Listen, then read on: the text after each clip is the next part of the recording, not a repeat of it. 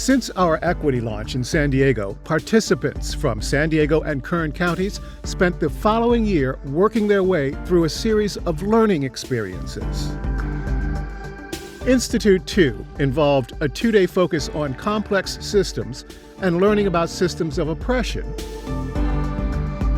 followed by Institute 3, an intensive data-driven look at their school systems as participants shared their ideas for change.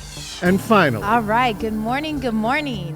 How's everybody today? Our Convening 2 conference, where we answered the question, what's next, by following our continuous improvement process. It requires us to understand the problem and the system that produces it, and then focus collective efforts to determine the outcomes that matter to help identify those who will actually benefit. Next, we generate ideas for change. As we test and build evidence we've gathered, it's important to know exactly how we defined evidence and whether we considered diverse forms of data. In the coming years, we'll need to proactively communicate the work we've done as we sustain, spread, and scale our change ideas. Even though this is the last time we are meeting this year, the journey of equity never ends. This was an opportunity for participants to discuss the data they've collected during this year-long continuous improvement process with a focus on identifying an equity challenge, which included getting an understanding of the root causes, identifying a goal or aim statement, and then testing their change ideas. This quick exchange of information here at Convening 2 is what we called speed networking, and you're going to do that with another team. Here's how one team approached an equity challenge that led to their change idea, as well as their key findings.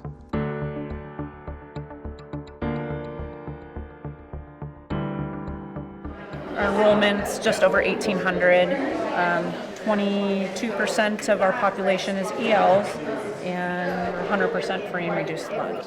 Based on the data, we sadly saw that more than 90% of our ELs were not meeting or exceeding the ELA standards on the SBAC. So we took that on as our equity challenge, and so that's our big overarching challenge. And so the blue line represents where our English-only students are, and the yellow line indicates where our English learners are. So there's a huge achievement gap there.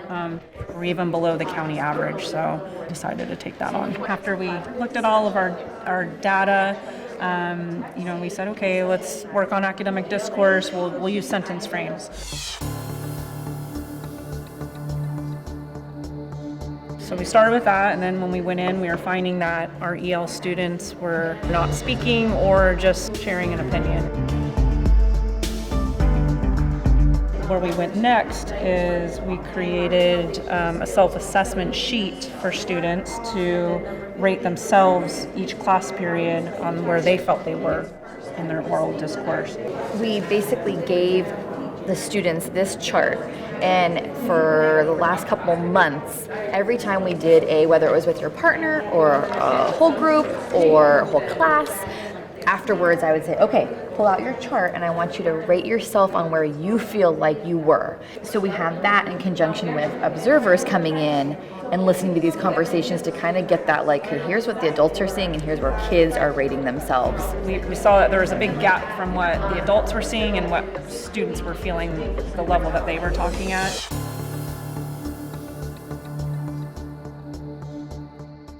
To connect it to the learning that we were doing here at the Institutes, we wanted students to identify patterns and trends from their own academic discourse.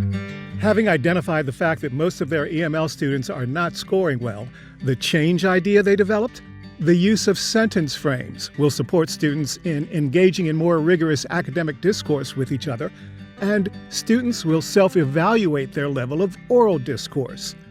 Their key findings? As a result of teachers and staff testing this change idea, students increased their level of academic discourse, actively listened, and shared their opinions with evidence using academic language. The teaching practices from America's Best Urban Schools, this is what we bring to our staff in staff meetings. We'll take one chapter or just a chunk and have them read it, and then we talk about it. and bring it to, well, what can we do in the classroom and how can we create equity with our students. The book, Teaching Practices from America's Best Urban Schools, describes the methodology and best practices used by our partners, the National Center for Urban School Transformation, or NCUST, which designed an equity audit for schools. Co-author Dr. Joseph F. Johnson Jr. says his research began shortly after his early years as a school official in Texas. While many Latino and African American students were scoring poorly on tests in that state, Dr. Johnson made a startling discovery. Whoa, there's a school here that serves predominantly children of color, and 50, 60, 70% of their students are doing well on this assessment. What's up with that? Somebody needs to go study these schools and find out what's going on. NCUST did exactly that. They created a program that identified, studied, and celebrated elementary, middle, and high schools that were among the highest performing urban schools in the nation. One of the primary factors contributing to their success, a focus on teaching practices, as well as the level of commitment demonstrated by all personnel, factors that took center stage when our participants shared some of the findings of their school equity audits. In order to move the needle with the educational gap of any of our students, we had to start with the trust of our own staff, because without that, there would be no buy-in from the students, no buy-in from administration and such. So that was really our starting point. Another factor contributing to the success of all students, as well as achieving equity in their schools, best practices that are most relevant to the student population. They want interaction from adults, so that academic discourse, they want to have those conversations with each other, because they're learning a lot from each other, but also with their teachers and staff. And they want to know that they're not being sold short. And our equity audit said, it was blatant on every page how low the expectations were, and our kids were saying that they don't want to be given low expectations and they don't want to be sold short, and they don't want the easy way out, even though that's the perception of a lot of staff, that they're just trying to take the easy way out or that they don't really care, but the kids, that's not what they want at all. In many schools today, the way we teach is similar to the ways in which we taught the beeve. Leave it to Beaver. Leave it to Beaver. If I don't grapple with the fact that the way I teach may have worked really well for the beeve. Theodore? When we go on a picnic, we eat hot dogs and hamburgers. It's not going to feel relevant to my Black students, Latino students, my students from foster families.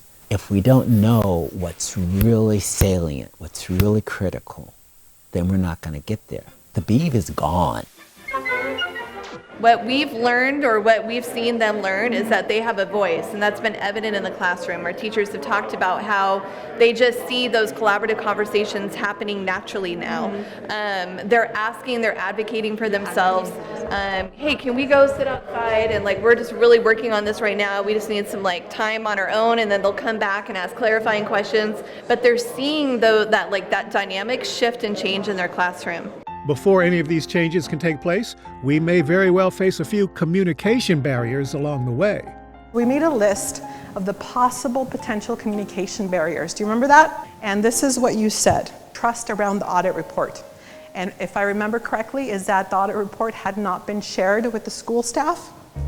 And so there was all these trust issues around who wrote the report, what does it say, you haven't told us, is it really true, they were only here for 5 minutes in my classroom. Next one is transparency, which goes along with that. I don't know what you do, you go to this meeting, you come back, you don't actually share anything with us. I don't know what you're doing related to equity. Next one, need for clarity. So again, that equity definition, what is exactly is that we're doing, what are the requirements, what are we going to do? Stigma mindset regarding school. This is the worst school in our district. No change in bias or narratives, and that means no matter how much work we do on implicit bias, how many discussions we've had on equity, I don't see any change in the adults on campus. feeling lack of capacity to make change. So that was a little bit of resistance. Either I don't want to make the change, or I don't know if I can. Like, can we make the change, and what does change look like when we change our capacity? Humanity, looking inward, not outward, and I believe that that meant, how do I contribute to this problem? And not just looking out the window like, well, you know, they come from this neighborhood, they're poor, they come not reading at grade level, so really kind of looking inward instead of outward. Rely on time, need to continue to build team capacity. This was an issue with time, with how many meetings you actually have at your school site, with all the other demands of all of the other initiatives that your district might be having, or just the things that you started at school. So how do we deal with that? And then the last bullet is need to build trust. Like, how might we build this trust? How might we build the team? How might we warm up our room to do this work? We're walking away with more questions than we have answers, and we're really getting down the rabbit hole of what this work is. Because now we're going to get to the nitty-gritty of how to implement it school-wide and site-wide without overwhelming the rest of our staff. So just like walking with them instead of like leading. I mean, we're leading them, but we want to walk this with them. We don't want to make decisions for them. And so just having to navigate. Are we on the right track? Are we doing the right thing? Have we asked the right questions of ourselves? Are we having the right conversations in our group? Are we really staying true to the group of students that we've identified? I think there's still a lot more work to do. Yes, we've had 9 days, but those 9 days also sometimes feel like 9 hours. When you implement school-wide, you have to remember that, one, you're farther along in the journey because you've had time to process and think, and then how can you build in time for them to have some of those same experiences, because those 9 days are going to be like sucked into like 15 1-hour meetings, right, that they get. So just being conscientious of that I think is really important. We are fully aware that change won't come easy or happen overnight, but we are fully engaged and committed to change.